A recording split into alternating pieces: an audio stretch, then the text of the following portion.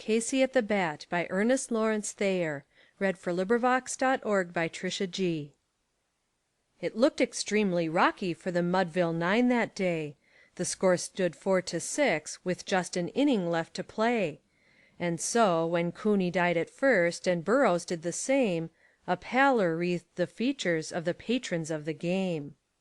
A straggling few got up to go, leaving there the rest, with that hope that springs eternal within the human breast. For they thought if only Casey could get one whack at that, they'd put up even money with Casey at the bat. But Flynn preceded Casey, and so likewise did Blake, but the former was a pudding and the latter was a fake. So on that stricken multitude a death-like silence sat, for there seemed but little chance of Casey's getting to the bat. But Flynn let drive a single to the wonderment of all, and the much despised Blakey tore the cover off the ball. And when the dust had lifted and they saw what had occurred, there was Blakey safe on second and Flynn a hugging third. Then from the gladdened multitude went up a joyous yell. It bounded from the mountain top and rattled in the dell.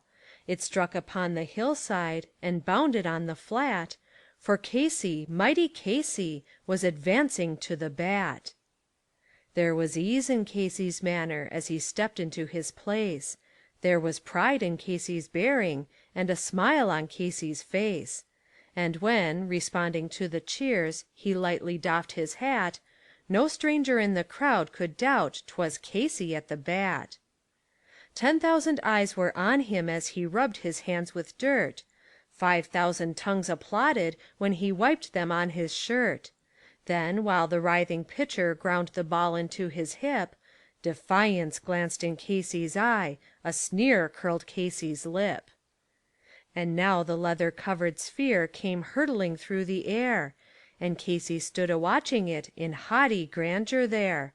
Close by the sturdy batsman the ball unheeded sped. "That ain't my style," said Casey. "Strike one," the umpire said.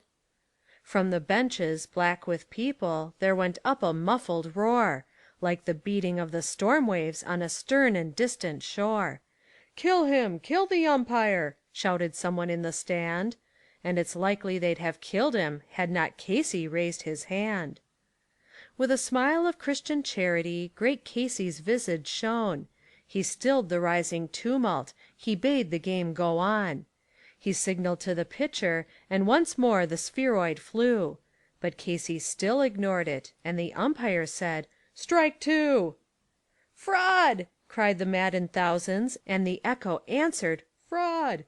But the scornful look from Casey, and the audience was awed.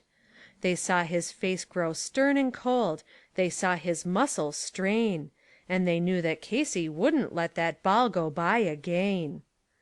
The sneer is gone from Casey's lip, his teeth are clenched with hate. He pounds with cruel violence his bat upon the plate. And now the pitcher holds the ball, and now he lets it go, and now the air is shattered by the force of Casey's blow. Oh, somewhere in this favored land the sun is shining bright. The band is playing somewhere, and somewhere hearts are light. And somewhere men are laughing, and somewhere children shout. But there is no joy in Mudville, mighty Casey has struck out. End of poem. This recording is in the public domain.